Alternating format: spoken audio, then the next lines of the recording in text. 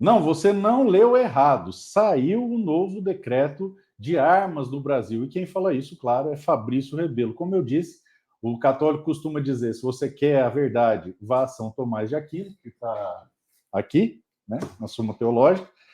E no tiro, se você quer saber a verdade, você vai ao Fabrício Rebelo. Toda essa questão de direito, de aplicação de norma, também a questão das articulações, de bastidores, vai no Fabrício, porque o Fabrício ele não enrola, ele não inventa, ele não caça like, ele tem uma preocupação muito grande de fazer um trabalho técnico, por isso que eu respeito tanto, e sempre falei isso, mesmo antes de eu ter canal. O Fabrício ele faz um trabalho muito, muito, muito sério.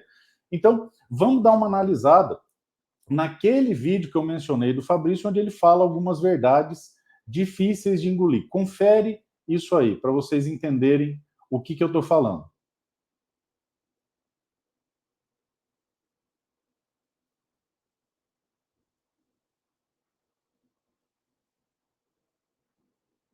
Ah, mas o decreto não saiu porque eles estavam esperando a eleição. Não é exatamente verdadeiro, né? A gente sabe que tem muita coisa acontecendo que ainda não pode ser trazida a público, mas... Detalhe interessante aqui, ó, que ele pontua naquele amontoado de desculpas que o pessoal inventa porque que o decreto não saiu. Agora vocês vão ver que saiu. Você só não está sabendo disso. Você não está sabendo olhar no lugar certo. Por uma questão de pura estratégia, mas o fato não é isso. O fato é, vamos relatar o que é possível dizer que já é de conhecimento bastante divulgado em diversos segmentos. Por que o decreto não saiu? Porque o governo não cumpriu integralmente o acordo que ele se propôs a cumprir no Senado. Havia um acordo que veio da Câmara. Então aqui, ó, vocês veem aquela dinâmica que eu já expliquei. Na Câmara tinha um acordo que o governo viu que ia perder, o acordo passava por aprovar no Senado, e aí eles descumpriram e meteram esse somebody love de que o ministro faria um outro decreto, ministro da Justiça. Olha aí. Câmara, todo mundo já está sabendo disso. No momento da votação, se renovou um acordo, se fez um acordo de outra forma, para que, em vez de passar o PDL, como era o acordo originário, o próprio governo alterasse o seu decreto, o decreto 11.615, e a partir da alteração do decreto 11.615, o PDL 206, lá do deputado Ismael Alexandrino, perdesse o objeto e a questão ficasse resolvida sem necessidade de um enfrentamento. Era esse o acordo. E aí se tirou de... Então, beleza, ó, ia votar no Senado, aí tirou de pauta porque havia um acordo de fazer um decreto novo com os termos do PDL. Aí tirou de pauta. Pauta para que o decreto fosse publicado. O governo fez o decreto. O governo fez o decreto e ia publicar o decreto. Viu? O governo fez o decreto. O governo fez o decreto e ia publicar o decreto. Prestaram atenção nisso? Então, o decreto novo, ele já ficou pronto. Agora, vamos olhar os termos do decreto novo, do tal decreto. Vamos dar uma olhada. Só que o governo fez um decreto e ia publicar um decreto que não atendia àquilo que era o acordo entabulado no Senado. Ele quis modular o acordo. O governo pretendeu não atender aqueles itens que... Ou seja, descumpriram mais uma vez o acordo que descumpriram outrora no Senado. Mas vai vendo, fica pior, fica mais interessante. O que constavam do PDL. O governo quis trazer uma solução meia boca, uma solução mediana. A única coisa ali totalmente atendida era a questão das armas de pressão. Todo o resto tinha uma modulação. A questão da distância dos clubes de tiro tinha modulação, porque podia, não fechava, mas tinha que mudar o horário. A questão de transferência de acervo tinha uma modulação. Ia poder transferir, mas só até determinada data. Questão de habitualidade, não deixava de ser por calibre individual, mas passava a ser por grupo de calibre. Então se modulou o governo. Entendeu? Agora eu volto àquela pergunta. O que vocês esperam de um governo desarmamentista onde a pessoa responsável por escrever tudo isso dentro do Ministério da Justiça é a CEO do Instituto Igarapé? O que vocês esperam? É ferro. É ferro, é descumprimento atrás de descumprimento, é mentira atrás de mentira. Mas calma que piora.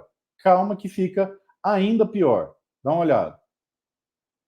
O governo roeu o acordo, não cumpriu o acordo que estabeleceu. Não cumpriu o acordo no Senado, o acordo que havia dentro do Legislativo não foi cumprido. E quando foi para cumprir o segundo acordo, que era o acordo da retirada de pauta e alteração, também não cumpriu. Então, mas ele ia publicar o decreto. Ele não ia consultar ninguém, não. Ele entendia que ali estava publicado, que estava cumprido o acordo e acabou. Entendeu? Fizeram um decreto porcaria, ferrando a gente ainda mais, e ia publicar e ponto. E tem gente achando que a solução está no governo desarmamentista. E aí eu me pergunto, né? Se é só falta de inteligência isso aí. Então, o decreto não saiu por conta disso. Por conta de não se ter atendido aquilo que foi efetivamente acordado. Agora é que fica bom. Agora é a cereja do bolo. Presta atenção.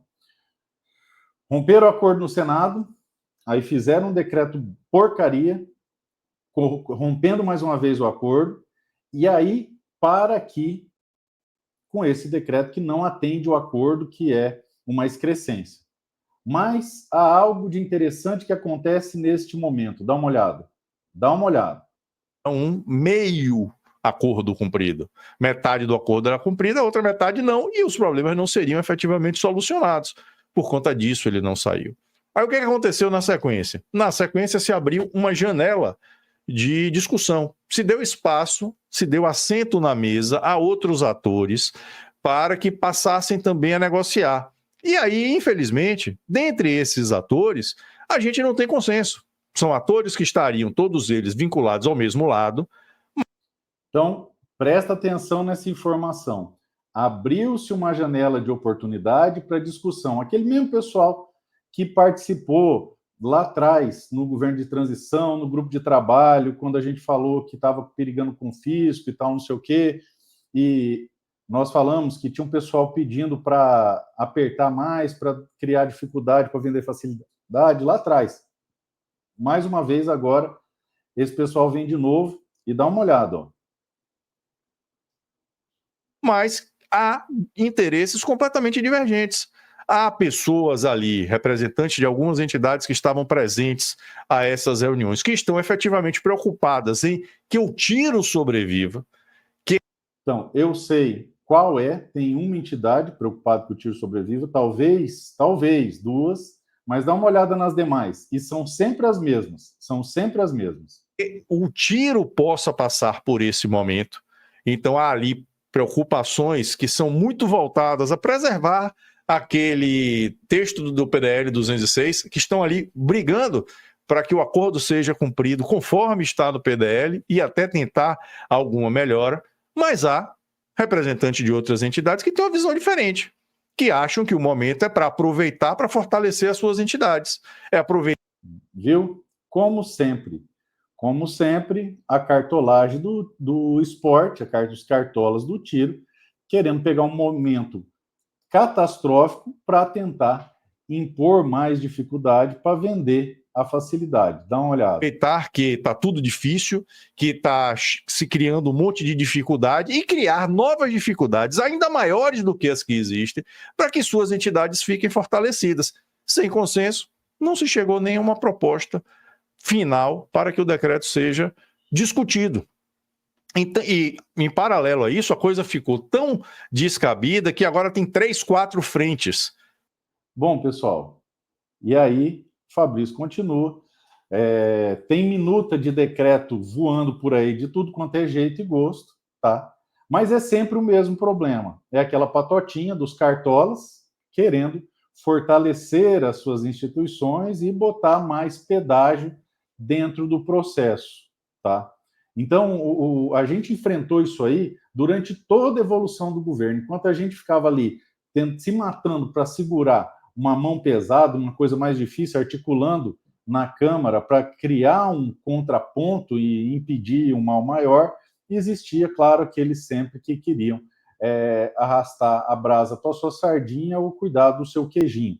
E aí fica claro o que está acontecendo, uma vez que o governo vem e descumpre aquilo que era o acordo inicial, já na votação do Senado, descumpre mais uma vez quando se propõe a fazer, e agora, claro, trava-se porque existe uma patota que quer se favorecer desse momento tão difícil e tão ruim, tão delicado. Tá? Tem entidade que realmente quer a manutenção do segmento, tá? Uma ou duas no máximo, eu posso assegurar. E se você quer saber quais são, aquelas que sempre brigaram com a gente, porque nossa bandeira principal é o fim do monopólio, nossa bandeira principal é o fim das taxinhas, o fim dos níveis, o acesso a todo mundo, a facilitação do acesso, é justamente isso que eles são contra. E agora, que vem? Quais são as cenas dos próximos capítulos? Bom, para você entender as cenas dos próximos capítulos, é você saber quem que é o maestro por trás disso aí, quem controla a mão que chacoalha, que toca essa orquestra. E o nome do cara que controla tudo isso aí é o Kassab, é o PSD, por uma razão muito simples. O dono da pauta é o Pacheco, que é do PSD, e vai obedecer o que o Kassab falou. Eles têm 16 senadores, que vai pesar na balança. Se o 16 votar com a gente, sobra voto. Se votar contra, falta voto. Então está literalmente na mão do PSDB. O Kassab organiza essas reuniões, chama todo esse pessoal da aristocracia do tiro, onde, eu repito, tem uma ou duas entidades lá. Uma eu tenho certeza que está, a outra eu não tenho certeza ainda, vou perguntar, mas uma eu sei que está preocupado com a manutenção do segmento, as outras só querem arrastar a brasa para a sua sardinha. E o Kassab organiza esse clubinho aí, coloca esse pessoal, e aí fica essa mesa de negociação, esse sistema que vocês estão vendo acontecer aí, mais uma vez repetindo, o mesmo mal que vinha desde o Estatuto de Desarmamento, o mesmo modelo de atividade desde o Estatuto de Desarmamento, lembra lá atrás, quando implementado o desarmamento no Brasil, é o mesmo modus operandi. Essa mesma turminha vai para aumentar o número de dificuldades e deixar a vida das pessoas ainda mais difícil, junto com uma certa empresa que vai para impor questões de restrição de mercado e aproveita esses momentos para fazer o seu lobbyzinho, alterar um ponto ou outro aqui na lei, no decreto. Ou você acha que o artigo 23 do apelidado Estatuto de Desarmamento caiu lá por acaso, não é verdade? Puxa vida, que legal, só existe uma empresa no mundo que tem tecnologia para cumprir esse artigo 23 e magicamente ele surge num momento de turbulência, de desarmamento absoluto da população brasileira. Olha só que coincidência. Agora a gente está vendo acontecer debaixo dos nossos olhos mais uma vez essa coincidência. Ou seja, houve descumprimento, houve de novo descumprimento e agora está travado em interesses particulares de grupelhos que querem se favorecer desse momento catastrófico para poder, é claro, melhorar a sua situação individual. Durma com um barulho desse. É por isso que, como dizia o Benê Barbosa, e eu repito, CAC não deveria nem existir, o direito deveria ser de acesso livre a todas as pessoas. Mas, é claro, nós vivemos no Bananistão, onde o Estado cada vez mais impõe a sua garra desarmamentista sobre todos nós. Então, saiba que quem está organizando todas essas reuniões é a influência do Kassab, junto com a estrutura que eles têm no Senado, que, se estivessem do nosso lado, tem força para aprovar fácil, são 16 votos só no PSD, com mais o PL, o PP e algum outro ali que a gente mapeou no dia da votação, que eu falei que tinha voto, e tinha voto para passar, a gente aprovava isso aí. Mas não vai ser pautado, porque o Kassab não quer gerar esse desgaste com o governo Lula, como é típico do PSD, o novo PSDB que não quer gerar desgaste com o governo que o alimenta. Pois é, a gente continua lutando, continua trabalhando, e eu espero que tenhamos condições de colocar isso aí para votar e consigamos votos.